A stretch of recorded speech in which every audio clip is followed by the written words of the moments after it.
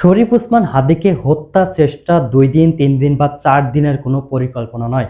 দীর্ঘ কয়েক মাসের পরিকল্পনা বলে মনে করছেন তদন্ত সংশ্লিষ্ট ব্যক্তিবর্গরা। কেননা হাদিকে হত্যা চেষ্টার আগের রাত অর্থাৎ বৃহস্পতিবার রাতে সাভারের আশুলিয়ার একটি রিসোর্টে ফয়সাল এবং আলমগীরের জন্য মজমস্তির ব্যবস্থা রাখেন। ফয়সাল এবং আলমগীর হচ্ছেন মোটরসাইকেলে যেই ২ জন ছিল সেই ২ জন এবং সারারাত তারা সেখানে অবস্থান করার পর পরের দিন সকাল ৮টার সময় অর্থাৎ শুক্রবার সকাল ৮টার সময় তারা রিসোর্ট ত্যাগ করে ঢাকার উদ্দেশ্যে রওনা দেয়। এরপর জুম্মার নামাজের পর তারা হাদিকে অনুসরণ করা শুরু করে। এক পর্যায়ে রিকশায় থাকা হাদির মাথায় গুলি করে তারা পূর্ব পরিকল্পনা মোতাবেক রাস্তা ধরে পালিয়ে যায় এবং তারা দেশ ত্যাগ করতেও সক্ষম হয়েছে। দীর্ঘ সময়ের একটা পরিকল্পনা না থাকলে এত বড় মাস্টারমাইন্ড তারা কখনোই সাকসেস করতে পারতো না। দীর্ঘ সময় ধরে তারা চিন্তা ভাবনা করে একটু একটু করে এগিয়েছে। তারা আস্তে আস্তে হাদির কাছে পৌঁছেছে। হাদি কোথায় যায়, কখন কি করে সবকিছু জেনেছে। এরপর তারা এই মাস্টারমাইন্ড সফল করেছে।